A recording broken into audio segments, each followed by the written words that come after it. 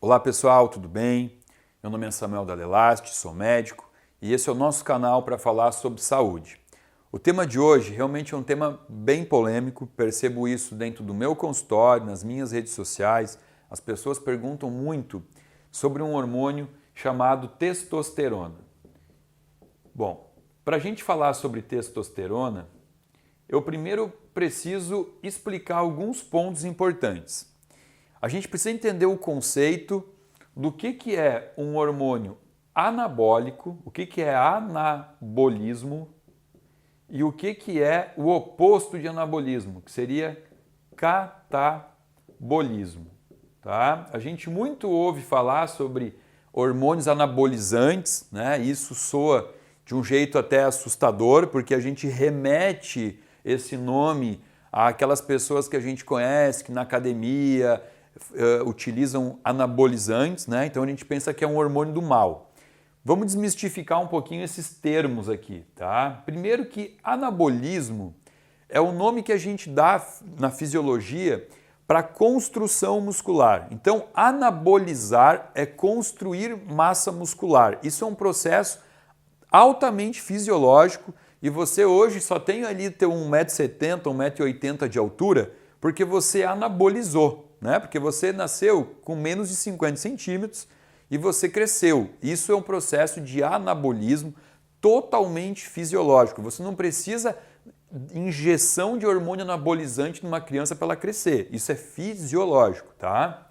E o que é o catabolismo? Catabolismo é o oposto de anabolismo, né? Catabolismo é desconstruir, desagregar, perder tecido, tá? Então, na verdade, o processo do envelhecimento, ele é um processo catabólico, né? Se você parar para pensar, você nasce, você anaboliza por muitos anos, até que você chega no teu auge aí, que seria em torno dos 40 anos de idade. E depois você começa o processo inverso, onde você começa a perder musculatura, perder tecido ósseo, e isso vai fazer com que você possa apresentar algumas doenças, né? A gente classifica como doença, por exemplo, osteopenia, osteoporose, né? A sarcopenia. Sarcopenia é perda de tecido muscular, é aquela pessoa sarcopênica, ela é muito magra, né? Ela tem pouco tecido muscular para sustentar o esqueleto. Osteopenia, osteoporose é a perda da densidade do osso, né? Então, assim, você vai ter sarcopenia e vai ter osteopenia quando ficar mais velhinho? Não necessariamente. Você pode trabalhar, modular isso de forma a evitar, tá? Mas a gente encontra, sim, é muito comum em consultório, pessoas com 70, 80 anos que não têm o tecido muscular mínimo para a sustentação do esqueleto e não tem densidade óssea mínima para manter o osso forte, né? Numa queda, tem fratura, sofre fratura, tá? Então, primeiro ponto é entender isso. A diferença de anabolismo e de catabolismo, que são processos fisiológicos, tá? Bom, mas agora falando especificamente de anabolismo, o anabolismo, para você anabolizar, você precisa oferta de micronutrientes adequada para aquele tecido muscular e você precisa de hormônios que trabalhem de forma a aumentar o teu tecido muscular, o teu tecido ósseo, né? Depende qual for o tecido que a gente está falando.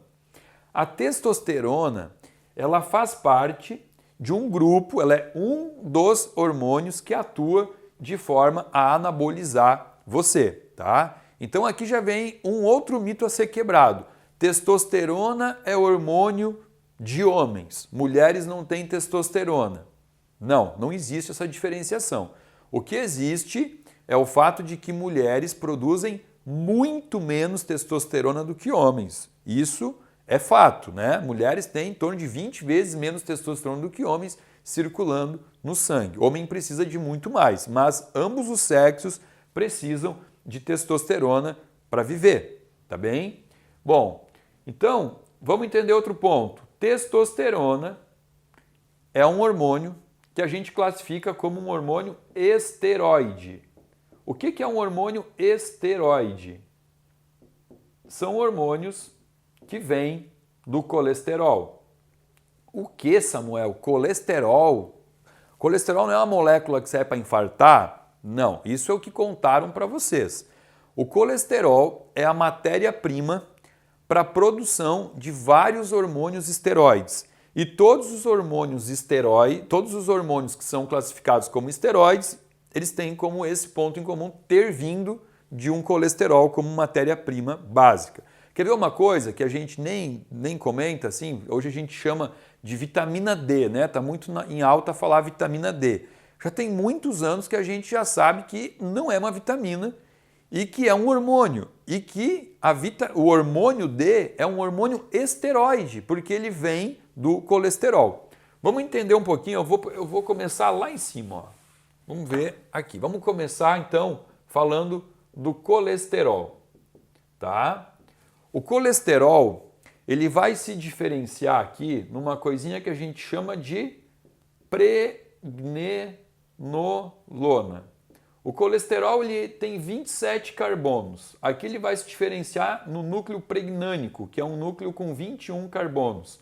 E a pregnenolona, ela vai se converter em 17 hidroxipregnenolona.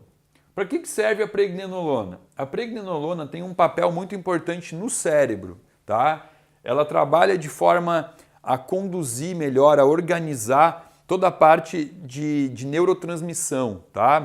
A parte de cognição, de memória, está intimamente associado com a pregnenolona. É fundamental para um bom funcionamento celular. Olha o problema de ter colesterol muito baixo, né? Que hoje é indicado que você tenha que ter um colesterol muito baixo. Você já vai ter pouca produção de pregnenolona.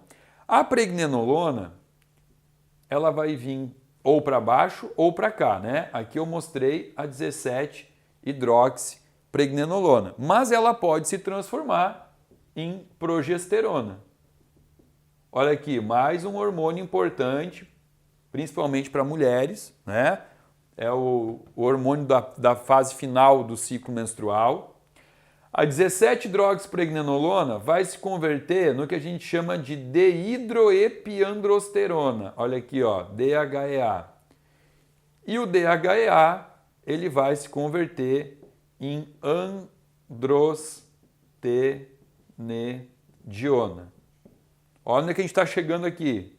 Androstenediona é a matéria-prima para a formação de testosterona. Então, olha aqui, ó. Esse hormônio anabolizante do grupo dos esteroides, que vem do colesterol, ele é formado por aqui, tá? Tem um remédio hoje que é muito utilizado, que chama estatina, tá? Tem outros nomes, né? Lipitor, Crestor, mas são todos estatinas, que é um remédio usado para diminuir colesterol. Algumas vezes eu recebo pacientes aqui no consultório que tomam doses tão altas desse medicamento para baixar o colesterol, que tem um nível de colesterol baixinho e, portanto, nível baixo de testosterona, tá? Então, tem que cuidar isso, a gente tem que cuidar porque a gente colocou limites em colesterol muito baixos. Eu tenho pacientes com LDL de 50 e como o colesterol foi taxado como vilão por várias décadas, a pessoa olha e ela fica feliz de ver o colesterol cada vez mais baixo, sem entender que o colesterol é importante para tudo isso daqui, tá? Vamos virar aqui um pouquinho. Ó, testosterona, ela pode ser convertida em estradiol, que é o estrogênio tipo 2, né? E a androstenediona pode ser convertida em estrona, que é o estrogênio tipo 1. Ó, estradiol e estrona. E esses dois podem se converter um no outro ainda por cima, tá? Quem é que faz a conversão da androstenediona em estrona, da testosterona em estradiol? Uma enzima chamada CYP19. E essa CYP19 tem também um outro nome, ela é vulgarmente chamada de aromatase. Bom, quem é que ativa essa CYP19? Ela é muito ativada pela insulina. Pacientes que têm resistência insulínica, o paciente mais obeso, ele tem uma conversão de testosterona em estrogênio. Ele fica convertendo testosterona em estrogênio. Ou seja, muito comum você encontrar pacientes mais obeso com mama, né? Por quê? Porque esse estrogênio é alimento de glândula mamária. Então você olha aquele paciente com uma circunferência abdominal aumentada, ele geralmente tem mama, por quê? Porque ele faz a conversão da testosterona em estrogênio. E esse paciente ele vai ter provavelmente queixa de indisposição, libido baixo, né? Porque a testosterona ela participa dessa parte de libido. E olha o perigo de eu pegar um paciente obeso, com testosterona baixa e pensar assim, vou dar testosterona para esse paciente. Na verdade, se você fizer isso, você não está dando testosterona, você está dando mais estrogênio, porque você está dando substrato para que ele converta mais testosterona em mais estrogênio. Então, o paciente que tem um nível de testosterona baixo por obesidade, ele não precisa receber testosterona, ele precisa emagrecer, ele precisa diminuir a resistência insulínica dele, a insulina muito alta, que leva a essa conversão. Então fica um alerta, tá? Porque isso é muito comum. Eu já recebi muito paciente que veio com queixa de libido baixo, de indisposição, fadiga, e diz para mim, não, mas eu estou usando agora uma injeçãozinha de testosterona e eu tenho me sentido melhor. Óbvio que ele vai se sentir melhor, porque ele vai aumentar um pouco a testosterona, mas ao mesmo tempo eu estou ajudando ele a engordar mais e a formar mais tecido adiposo, porque o estradiol ele forma mais tecido adiposo. Então aqui eu fui fazendo todo esse caminho para você entender os diversos mecanismos que podem levar uma pessoa a ter uma testosterona baixa, tá? Ó, a baixa de colesterol, a baixa a insulina muito alta, ativando essa conversão aqui. O álcool faz muito isso, tá? O álcool é um aromatizador. Sempre que você bebe álcool, você pega a testosterona e transforma em estradiol. Um detalhe importante é entender que o sangue não é o melhor lugar para você dosar teu estradiol. É muito comum eu pegar paciente que eu olho para ele assim, eu vejo que aquele corpo é um perfil bem estrogenizado, mas quando eu doso o estradiol no sangue, não está alto. Por quê?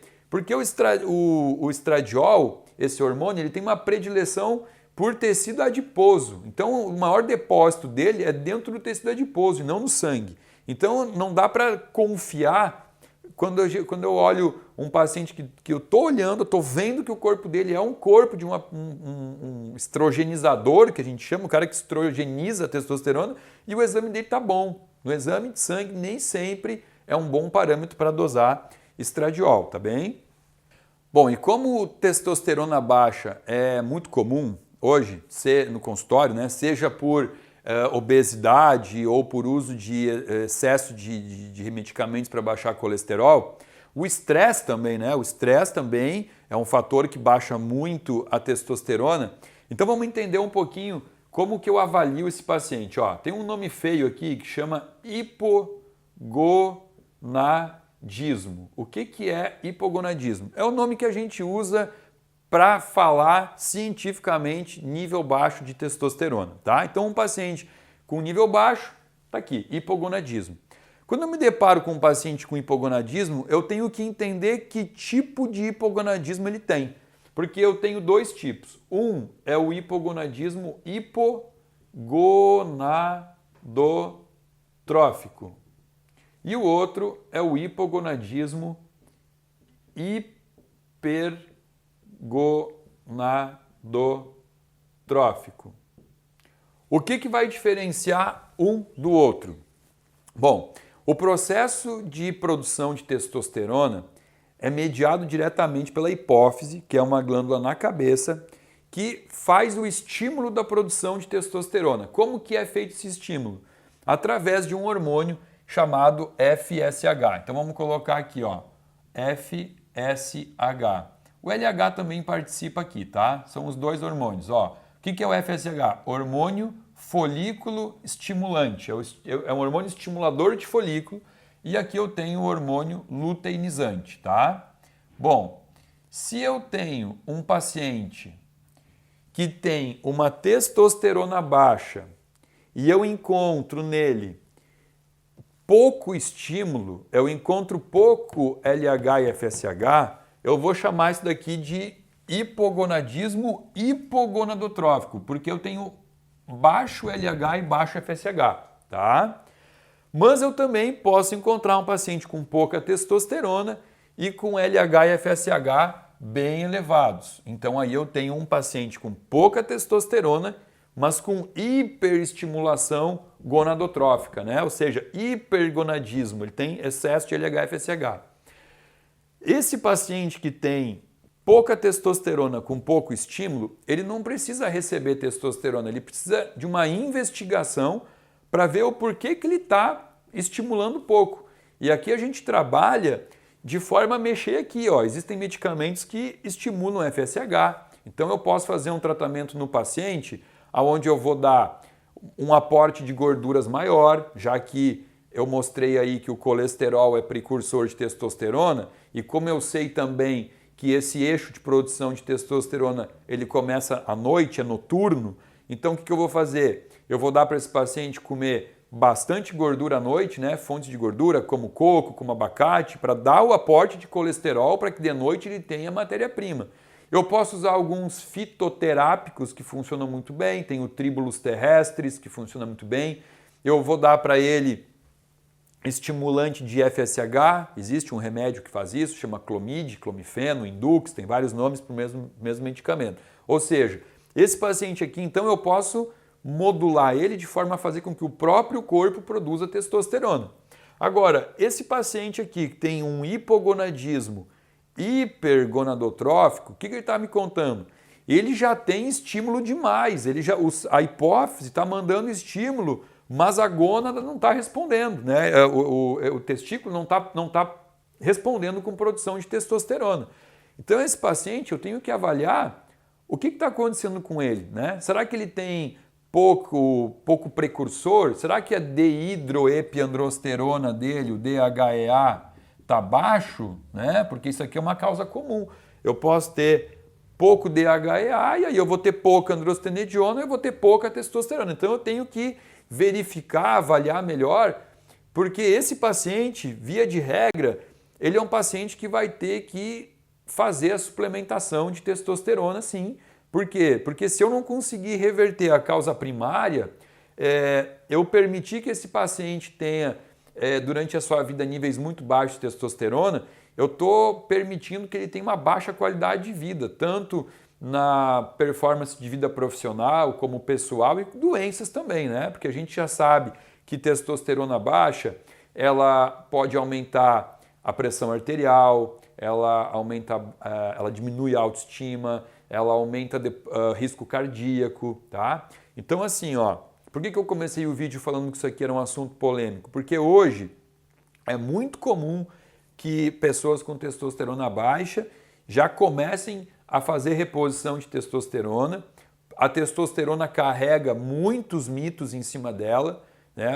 As pessoas, a própria medicina até hoje perpetua e comenta sobre a testosterona como um hormônio perigoso. Não é um hormônio perigoso quando você sabe o que você está fazendo, quando você sabe qual é o paciente que está precisando dela, né? Perigoso, na minha opinião, é um paciente que tenha níveis muito baixos de testosterona. Inclusive, a gente sabe hoje que níveis muito baixos de testosterona aumentam a probabilidade de câncer de próstata.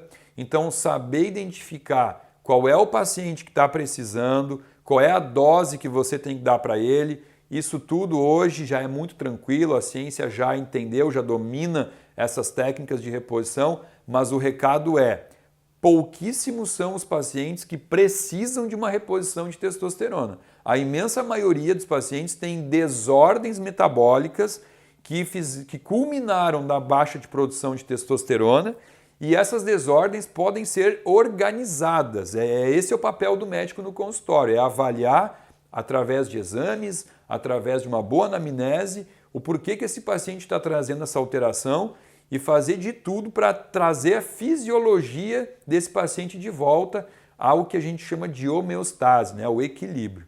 Tá?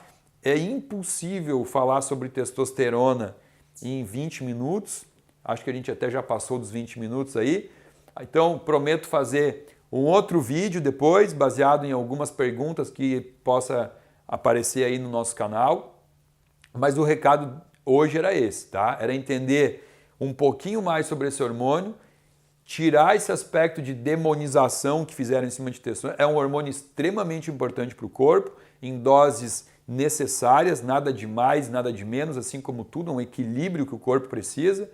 E qualquer coisa que você suspeite aí que você possa estar com os seus níveis de testosterona abaixo, vale a pena consultar com o seu médico, conversar com ele em relação a isso, e agora você já pode até discutir, entender, né? Conversar com ele sobre que tipo de paciente você é, qual é a melhor conduta para você. Espero que tenham gostado.